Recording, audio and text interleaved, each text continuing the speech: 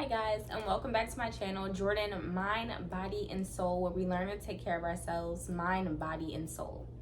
And today's video, as you already know by the title, is about kind of reflecting on our obsession with hair texture, right? And the texturism that is experienced within the community. Now, I first have to say that I was inspired to make this video by, I believe her name is pronounced Mayowa. If I'm saying it wrong, I'm sorry, girl, because I adore you. But it's from a video that I saw earlier, and she really made me think. And it was more than I could just put in the comments, so I decided to make a video myself. So I guess somewhere I can like tag her video first, because she's the GOAT, she's awesome, and then kind of go on how I feel about it. Let's get started. So first things first, one thing that you hear me say often that really like irks my nerve and makes me want to throw up everything that I've eaten in the last 20 years would be when people say the term good hair. And that makes me so upset because for two reasons. I feel like I know what that person is trying to say when they're saying good hair. That's one. And then two, if something is good, then there's an opposite. And that opposite is bad. And whether we know it or not, when we speak that way, we will react to it in that manner. You know what I'm saying? So like if someone says, if there's two people in the room and they obviously have different hair textures. One person has a looser texture and the other person has a more kinky texture, right? And then someone says to her, the girl with the loose hair, they say, "Oh my God, girl, you got such good hair." The girl in the room, this is saying like in a normal situation, like they both could just not care, right? But in a normal situation, if that was all that was spoken, right, then that other person can be left feeling like, well, hers is good, mine isn't like hers, so mine is bad. The areas in which you want to be most careful with this, and obviously like if they're adults, they can speak up for themselves if they want to, they cannot care, they can have other things going on, whatever the case may be. I really want us to be mindful of how we're saying things like this, and when we're saying things like this and speaking these words around children especially, right? Because these are the people who we can give the opportunity and the chances to completely change things for us for the better. But there's a lot that has to be addressed in our community.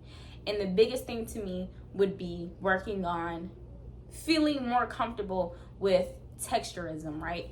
So another part of this video too is supposed to be me talking about, I'll fill it in as I go, but my experience as being a loose natural, maybe I can put a picture there or something, and then my experience with locks.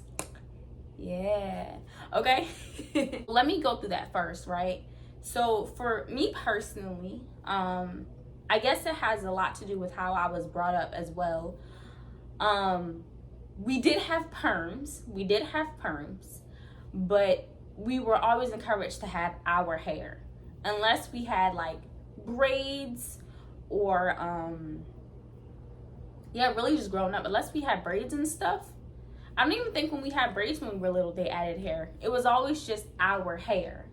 So for me, I wasn't introduced to people having fake hair put into their hair until I would say I was about 9, when my mom's friend was a hairstylist, and she had a daughter that I think was 2 years younger than me.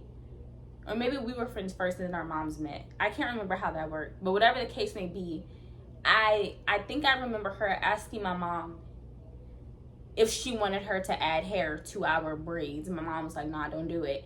But I remember her daughter always had her hair done. And then I realized, because her hair would be short one day, she would have like cute little pigtails one day, and then the next day she would have like long braids here. And then I'm like, as a kid, right? I'm a kid and this is my first time seeing this. I'm like, something didn't. Until one day, right, I went to the hair store with them, and then that's when I seen them get the hair. So for me, seeing fake hair didn't happen until later in my life, and that's when I noticed, okay, you know, whatever. But still, even then, most of my styles were just my hair. Okay, fast forward to like I say probably about maybe 10 or 11 ish. That's when I started noticing that I'm still wearing we had a perm, so I still had a perm, but when we would get our hair done, and then my hairstylist, we had a hairstylist, she would blow it out for us, and it was big. That's when I was like, ooh, I kind of like this look. Like, I kind of want to ask her just to keep it here.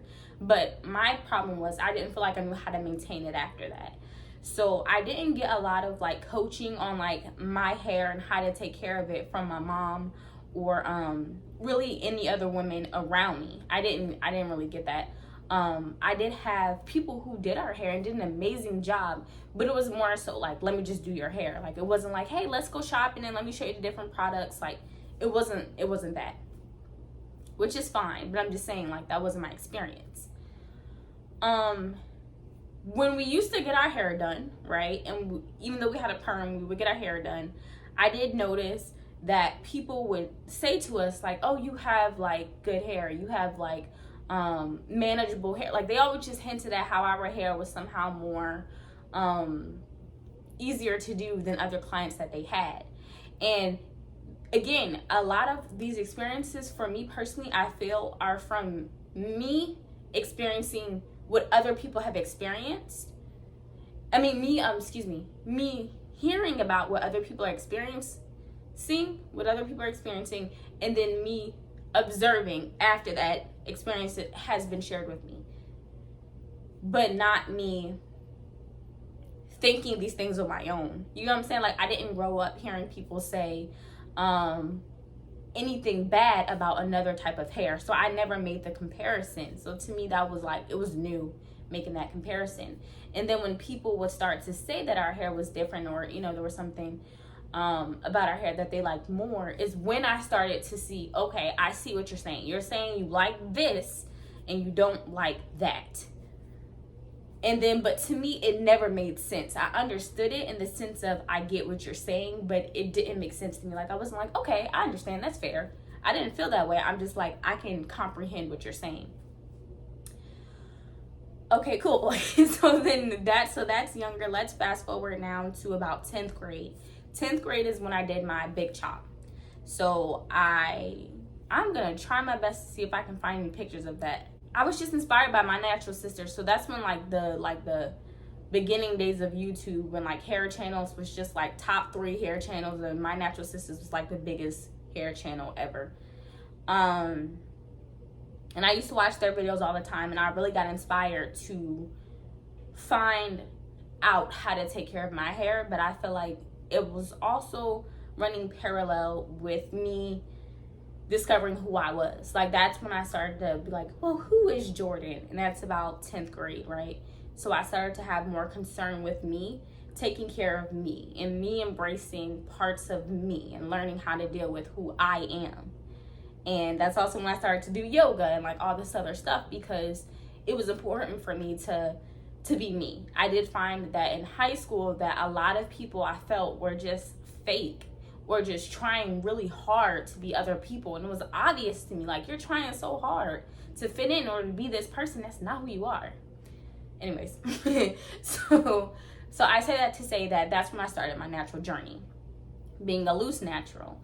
And so for me, it was big. I was really big on finding products that were for my hair, because I felt like I had to have hair products. So I was finding things that were for my hair. And I would notice that some things worked better and some things didn't. And then 2, I feel like a lot of the bigger natural hair channels or bigger natural hair pages, and this is something Myoa touched on too,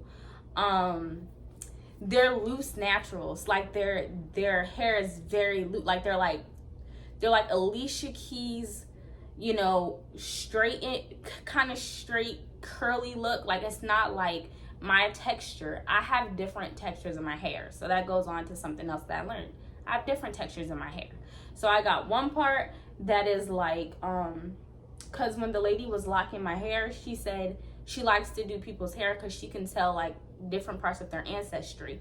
And then so she was telling me like how part of my hair, it was more so, it was gonna lock more like when white people get locks. And then she was saying another part of my hair was like, it was a little bit like thicker and it had more of like a kinky curl to it. So she's like, this is gonna lock like this. And she was just going through the different textures in my hair. And it's beautiful to me to where you can understand it. But then it's frustrating to me when people shun away from textures because of them not being digestible, because they don't look the way people want them to look, which is they want you to be a loose natural. And then again, like if it's for locks, they want you to be like tamed locks. You know what I'm saying? Like a lot of people don't have a lot of love and respect for freeform locks. They feel like they're unruly, or they don't look good, or, you know, whatever the case may be, or oh, it's time for you to retwist. You know what I'm saying? Like it always has to be a certain look, and the look tends to follow mostly looser naturals, or locks that are frequently, there's a word for it, can't think of it, but like when you get a constant, like maintained, like you get a constant retwist. So yeah, so I'm jumping around a little bit, but it's all going to lead to a point.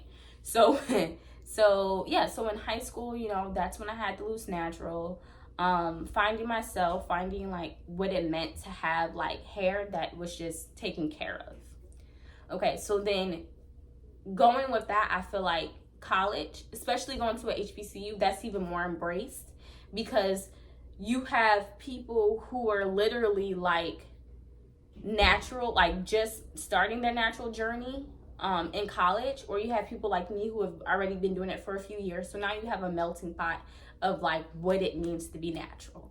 And then you have different events and seminars where people are coming to sell their products. So it's constantly like being embraced, and you can easily find a community of people who are looking to take care of their hair. But even in that space, and you would think not because it's an HBCU, but even in that space, again, we see people leaning toward more of the looser textures and favoriting the looser textures, because when you have people who were, I did experience guys talking about a girl who was a loose natural who had like a kinkier texture hair, talking about her hair, like saying bad things about her hair. I even remember having a conversation in the library with my friends. FAMU second floor, you already know. And you know, it's almost like sometimes like that area feels like the walk of shame. There's an area where you walk through if you're going to the back of the library, and like everybody is sitting there, and like, you know, most people are just, you know, messing around with their friends, not really caring. But you know that like if you look crazy or you do something, like people are they're gonna look. So I remember having that conversation, and like we were talking about freeform locks, and then like I just remember like the person I was talking to, like they were saying things, and I was like, that's texturism, because I'm like, the things you're saying that are bad about freeform locks are things that people who have loose natural hair, it's not going to happen if they have freeform locks. Like the things you're saying are specific to not just locks, or not people with freeform locks, but people with freeform locks that have a certain texture. And then that's another time where it really started to infuriate me, because I'm like, people are really seeing the difference in something that I didn't even think would be a conversation. Like people are really saying this is good and this is bad. And I'm very mindful about myself when I'm speaking on hair, and when I'm complimenting someone about their hair, I'm complimenting your hair because I like your hair, not because of your texture, not because of anything other than I just like it. You know what I'm saying? But like it seems like that favoritism has always been pushed in texture. And it's really, really, really, really, really frustrating that we're still having this conversation. I think another big part of it too is that I don't feel like we commonly see ourselves with our hair. Like when I go outside, let's say I go to HEB, right? If I see another girl with locks, I'm like, okay, that's somebody else with locks. Okay, nice. When I had natural hair, I'd go somewhere and I see somebody with natural hair, I'm like, oh, natural hair, what's up, what's up? But if we grab all the black women in the store, right? and we line this all up, a majority of us are not going to have locks or natural hair. We're going to have weave. Like, let's be honest, that's what it's become. And so much to a point where people are spending so much money. Like, spend your money how you want, wear your hair how you want. I don't care. I'm not saying that, but what I'm saying is, for me personally, I feel like it's disheartening. It is, when we're more comfortable by presenting in a way that's not us. Like, that's I don't know how it got to that. I'm cool with being diverse and I'm cool with mixing it up and trying different things, but it's getting really, really, really, really, really out of hand. If we're gonna be progressive and we're gonna move forward, then it's time for us to embrace ourselves in every way that we look. And this channel is about healing and taking care of yourself and connecting with people who are like-minded, right? People who are on the same time that you're on and who want to feel good about themselves. And I feel like one of the best ways you can feel good about yourself is to embrace who you are. Embrace you and everything that you feel may be a flaw, or everything that you have to work just a little bit harder to love or accept about yourself. Embrace that. My baby woke up. I'm gonna give him a few more minutes, and if he keeps like being a little fussy, then he's gonna come join me because I need to finish this video. All in all, the biggest point that I'm trying to say is that I've seen and noticed the transition of me being a loose natural and me having locks. And I've noticed how my hair has been embraced on both sides. And I noticed how people speak on or talk about people who have different hair textures. And the biggest thing that I think we can do is to be mindful of the words we're using. Terms like good hair, make me want to gag. And just other ideologies that we have where we kind of obsess. And I didn't even know this. I learned this from Myola's video too, where it's like the classification for the hair textures.